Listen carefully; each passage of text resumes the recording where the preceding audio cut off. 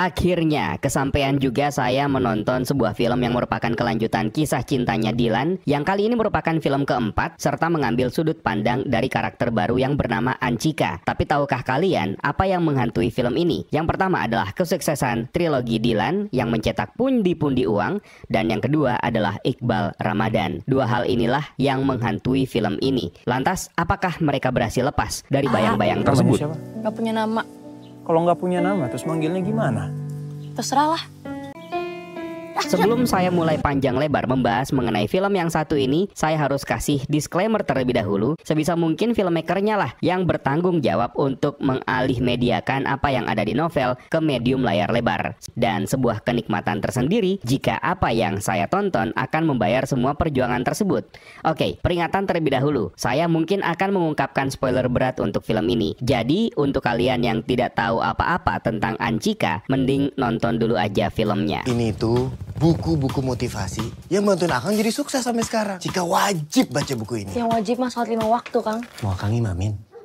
Anchika, Dia Yang Bersamaku tahun 1995 merupakan film yang diadaptasi dari novel yang berjudul sama karya Pidi Baik, menceritakan tentang Anchika Mehrunisa Rabu yang merupakan seorang siswi kelas 3 SMA yang kehidupannya lebih banyak dihabiskan dengan belajar dan mengerjakan tugasnya di rumah. Dia merupakan sosok cewek yang tidak ingin berpacaran karena dia merasa hal tersebut akan membuang-buang waktu dan peluangnya untuk mengejar cita-citanya. Meskipun Anchika ini sebenarnya termasuk golongan cewek yang populer di sekolahnya. Ada banyak cowok yang berusaha untuk mendekatinya, mulai dari anggota geng motor sampai kepada seorang pria dewasa yang dijodohkan kepada dirinya oleh tantenya. Anchika bahkan tidak segan-segan untuk menolak dan mengusir cowok-cowok yang berusaha untuk mendekatinya. Hingga di suatu saat Anchika datang ke rumah kakeknya untuk membawakan oleh-oleh. Dan disinilah pertama kalinya Anchika bertemu dengan Dylan. Ketika Anchika berniat pulang dari rumah kakeknya tersebut, dia mendapati teman-temannya sedang dikerjai oleh Dylan dan dua teman lainnya, sampai teman-temannya merasa ketakutan. Anchika pun akhirnya pasang badan untuk melawan Dylan, dan dia tidak suka dengan sikap arogansi Dylan, lalu kemudian pergi meninggalkannya. Namun Anchika tidak pernah menyangka bahwa Dylan adalah teman kakaknya, yaitu Anwar. Anwar pun kemudian menceritakan bahwa Dylan itu adalah sosok yang pintar, sampai dia bisa masuk ke ITB. Meskipun Anchika tidak percaya dan bahkan menuduh Dylan menyogok untuk bisa masuk berkuliah di ITB. Dan dari sinilah dimulai love and hate relationship antara Dylan dan Anchika. Aku pacar kamu atau bukan?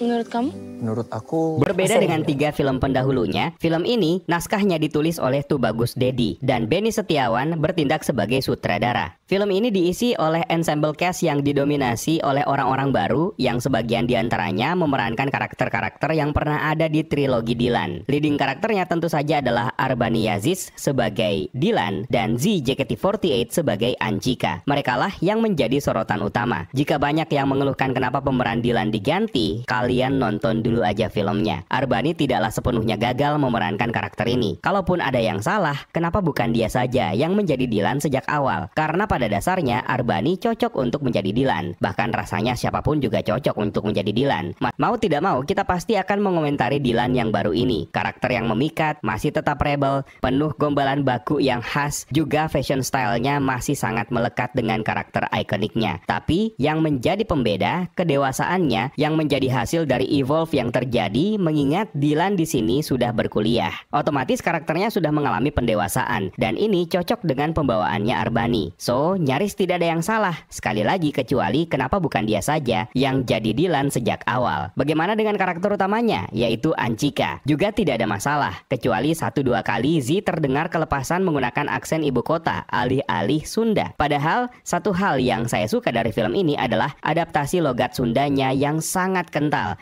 Meski semakin ke belakang semakin kehilangan konsistensi dan kehilangan ciri khas. Saya juga cukup terganggu dengan Anchika yang terasa di beberapa titik sedang melafalkan dialog yang kemudian menyamarkan kenaturalan aktingnya. Saya pikir kita masih bisa terus menikmati setiap perjalanan romantik tanpa memberikan label pada hubungan itu. Tapi dia tetap mampu menjadi karakter yang begitu mudah untuk dicintai dan bikin gemes para kaum Adam. Ketus, judes, dingin, tapi tetap menantang untuk ditaklukkan oleh para lelaki. Alasannya, apalagi kalau bukan parasnya yang cantiknya Masya Allah. Namun yang justru mencuri perhatian saya di sini adalah karakter Anwar yang diperankan oleh Dito Darmawan. Meskipun screen time-nya tidak sebanyak Dilan, tapi malah aktingnya lah yang justru terlihat sangat natural. Saya juga cukup terkejut dengan pemilihan Ira Wibowo yang ternyata kembali dipilih untuk menjadi bundanya Dilan. Entah ini ada di trailer atau tidak ya, saya tidak tahu karena saya sendiri juga tidak pernah menonton trailernya. Nah, berdasarkan hal tersebut, saya pun akhirnya berekspektasi Milea-nya nggak diganti nih. Dan ternyata sosok Milea dalam film ini akhirnya diperlihatkan bersama dengan Mas Herdi yang kini sudah menjadi suami istri. Untuk request Mas Herdinya sih, saya oke-oke saja dan setuju malahan. Tapi karakter Milea-nya, mohon maaf untuk Caitlin Halderman, ini merusak suasana hatiku. Tapi bukan salah case-nya sebenarnya, melainkan cara film ini mengakhiri cerita dengan begitu memaksa untuk memperlihatkan mereka dalam balutan makeup pasangan yang sudah menikah yang penuh dengan kepalsuan.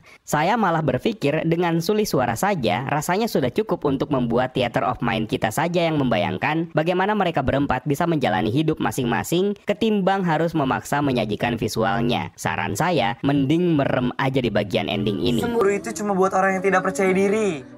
Jadi, Iya, dan sekarang aku sedang tidak percaya diri. Yang menjadi pembeda dan sebenarnya seringkali saya keluhkan di trilogi Dilan adalah gradasi warna yang kelihatan kali ini jauh lebih natural ketimbang dahulu yang terlalu kebiruan, menjadikan kita bisa menikmati setiap visual yang ingin diperlihatkan. Untuk urusan ini, MD Pictures nggak perlu diragukan lagi. Tetapi masih sama seperti penyakitnya trilogi Dilan, eksplorasi kota Bandung masih kurang berani. Meskipun saya paham banget kalau mereka mungkin akan mengalami kesulitan dalam hal world building yang memperlihatkan kota Bandung pada tahun 1995.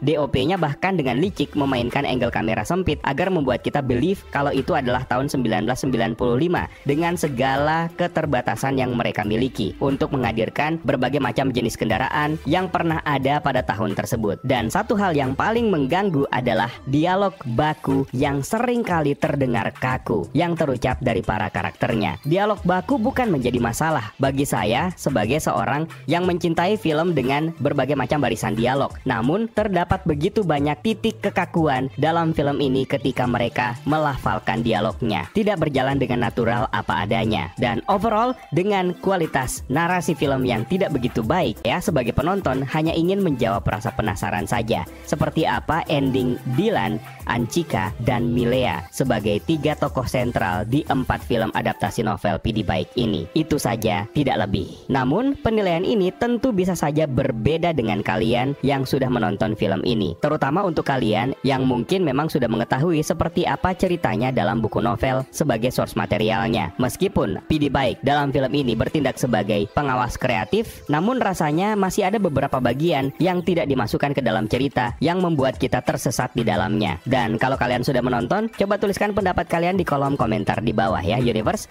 Terima kasih buat kalian yang sudah menonton. Aku pacar kamu atau bukan? menurut kamu?